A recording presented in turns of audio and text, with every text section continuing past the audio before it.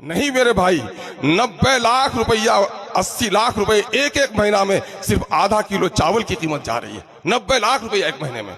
लेकिन आज तक कोई बंदा मुझे दरखास्त देने के लिए नहीं आया कि मुझको हक नहीं दिया। वो 4.5 किलो में ठीक से, बल्कि कई जगह इल्जाम लगा के एमएलए साहब को हिस्सा नहीं मिला है इसीलिए। और आप कोटा में जाके ये मालूम करें कि आप कितना किलो दे रहे हैं। 4.5 किलो कोटा वाले क्यों दे रहे हैं, हम आपसे पूछेंगे, आज नहीं तो कल कयामत में पूछेंगे। ये बात सुनिए। और दूसरी बात मौलाना, मैं बता रहा हूँ, आप बैठिए थोड़ा सुनिए मेरी बात। अपने मुखिया मेंबरों को कहा है, खुदा के वास्ते तुम स्कीम में 10 टका कमा लो, चूंकि सरकार तुमको तनख्वाह नहीं देती है, लेकिन इन बंदों का हक मत दो। आपके रोटा थाना में आप पूछ लीजिए हाफिज नाहिद गनी साहब से, मैं गया 12 ईदगाह, वहां मैंने गुफ्तगू की कि अगर तुम पर कोई सताता है तो बताओ। 20 आदमी हाथ उठाए, हाँ पैसा लिया इसमें, और आज तक मैं एक दरखास्त लिख करके नहीं दिया। मैंने कहा दरखास्त लिख करके दो। मौलाना खुद गवाह है, एक शख्स बैंक में पैसा जमा करता है, उसका अदब से एक बात ये कहना चाहूंगा कि हजरत, ये बातें जो बातें आपने कही ठीक है, लेकिन हमने आपको जो एमएलए चुना है कि आप थाना से दलाली हटाइए, आप थाना से दलाली हटाइए। हमने आपको एमएलए चुना है कि ब्लॉक से दलाली हटाइए। हमने आपको एमएलए चुना है कि आप हमारे यहाँ जाके चेक करें कि कितनी आंगनबाड़ियाँ चलती हैं, किस आंगनबाड़ी का केंद्र बना या नहीं बना, नहीं बना तो क्यों नहीं बना, इसकी वजह पूछें। और आप कोटा में जाके ये मालूम करें कि आप कितना किलो दे रहे हैं। 4.5 किलो कोटा वाले क्यों दे रहे हैं, हम आपसे पूछेंगे, आज नहीं तो कल कयामत में पूछेंगे। ये बात सुनिए। और दूसरी बात मौलाना, मैं बता रहा हूँ, आप बैठिए थोड़ा सुनिए मेरी बात। आप उलमा को ये कह रहे थे कि ठीक है, उलमा की जो जिम्मेदारी है वो निभा रहे हैं, लेकिन आप थाने में, ब्लॉक में, स्कूल में, कॉलेजों में आप सीसी कैमरा लगवाए हैं। एक आदमी बार बार अगर ब्लॉक जा रहा है, क्यों आ रहा है भाई? कौन सा दलाल है ये, कौन सा हड़पने वाला है, कौन सा माल ले रहा है, कौन पहुंच रहा है, आप उस पर क्यों नहीं लगाम लगाते हैं? लोगों की शिकायतें हैं। एक आदमी एमएलए साहब रो दिया जाके नाव पर मुझसे कि मौलाना क्या बताएंगे, वो जो कर्मचारी है 10,000 रुपये मांग रहा है एक केवाला को मोटिवेशन करने का। उसके जवाब दे कौन होंगे, मैं होऊंगा या आप होंगे? इसलिए एमएलए साहब, मैं आपसे कहना चाहूंगा, लोगों का रोना जब देखते हैं तो मैं यही कहने पर, चूंकि हमने आपका सपोर्ट किया है, आज मुझे सुनना पड़ रहा है, इसलिए आप इसका जवाब देंगे। बहरहाल आज जवाब का टाइम नहीं है, सिर्फ मैं बताना चाहता हूं, मैं आपसे पूछना चाहता हूं कि आपने हुफ्फाज़ किराम को नसीहत तो दे दी, ठीक है, अच्छी बात है, आपको भी इल्म होना चाहिए और है, और होना भी चाहिए। हर मुसलमान को जानना चाहिए कि कुरान के एक एक लफ्ज पर कितना अमल है। बहरहाल सामीन, अब मैं आपके बीच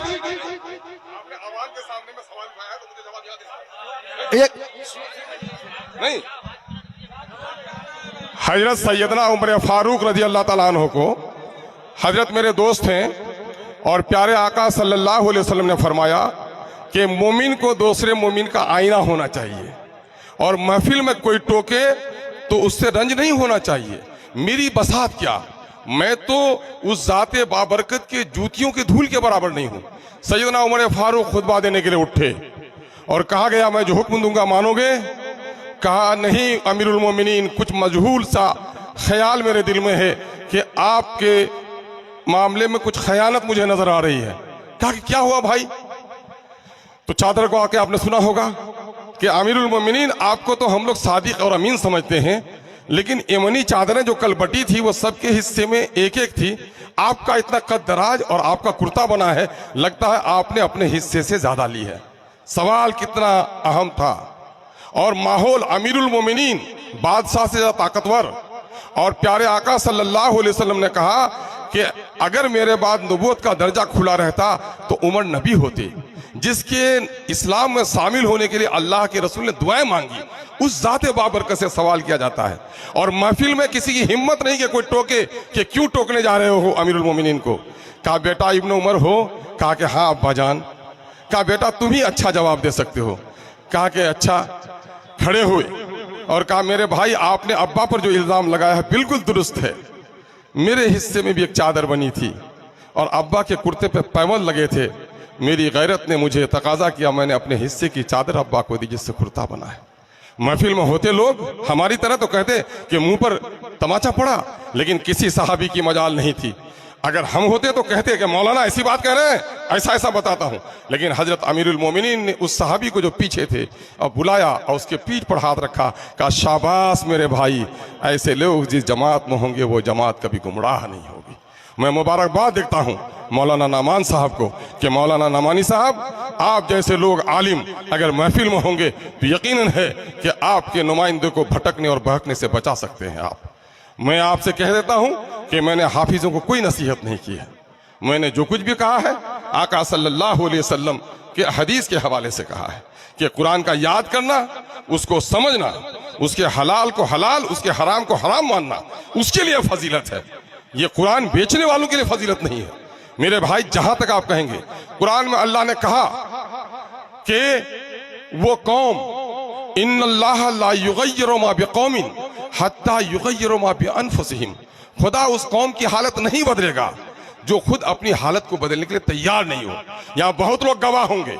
मैं ब्लॉक में बैठा हूं, हाथ उठवाया हूं मुखिया और समिति का कि उठाओ हाथ कि ये जो कोटा का माल आता है ये गरीबों का, यतीमों का, बेवाओं का माल है। अगर इससे हम हिस्सा लेंगे तो मेरे बाल बच्चे भी कल भिखमंगे पैदा होंगे। जाके अभी भी देख लीजिए, खबर में मौजूद है।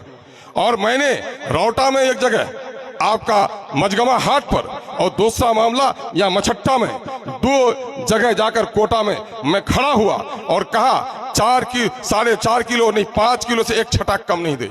अगर तुमको देता है, कम देता है, हमको फोन करो, मैं उसका इलाज कराता हूं। आपको सुनकर हैरत होगी कि 34,000 कार्ड है रौटा में और 52,000 कार्ड है आपका अमोर में। मैंने लिख के दिया यहां से मंत्री तक को कि आधा किलो जो वजन लिया जाता है, जानते हो उसकी कीमत कितनी होगी? 1,000-2,000 होगी ना? नहीं मेरे भाई, 90 लाख रुपया, 80 लाख रुपए एक एक महीना में सिर्फ आधा किलो चावल की कीमत जा रही है। 90 लाख रुपया एक महीने में। लेकिन आज तक कोई बंदा मुझे दरखास्त देने के लिए नहीं आया कि मुझको हक नहीं दिया। वो 4.5 किलो में लो ठीक से, बल्कि कई जगह इल्जाम लगा कि एमएलए साहब को हिस्सा नहीं मिला है। इसीलिए मैंने अपने मुखिया मेंबरों को कहा है, खुदा के वास्ते तुम स्कीम में 10 टका कमा लो, चूंकि सरकार तुमको तनख्वाह नहीं देती है, लेकिन इन बंदों का हक मत दो। मैं गया बारा ईदगाह, वहां मैंने गुफ्तगू की कि अगर तुम पर कोई सताता है तो बताओ।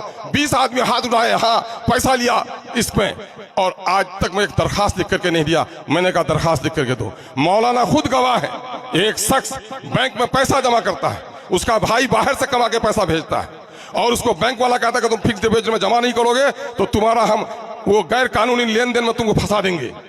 मैंने कहा दो मैनेजर को डांटा। मौलाना गवाह होंगे कि तुम्हारे किसने तुमको हिम्मत दिया? एक मजदूर जाके कमाता है, तुम उसको पैसा जमा करवाएगा? किसने तुमको? बहुत मैंने डांटा। उसके बाद जब मैंने उसके कहा कि रेमिया तुम्हारा काम, बोले हाँ हो रहा है, मैंने एक दरखास्त लिख करके दो। मैंने डीएम तक शिकायत कर दी, मैंने लीड बैंक मैनेजर है शिकायत कर दी। उसने कहा विधायक जी उस शख्स का एक दरखास्त भिजवा दीजिए। मौलाना गवाह है कि मैंने मौलाना से पैरवी करवाई कि मौलाना एक दरखास्त दिलवा दीजिए, लेकिन दरखास्त देने के लिए तैयार नहीं हुआ। मेरे भाई, मैं आपको खुदा को रखकर वादा करता हूं, थाने में जो शख्स बगैर पकड़ लुटा जाता है, यहीं पर आपका रौटा थाना में, आप पूछ लीजिए हाफिज नाहिद गनी साहब से।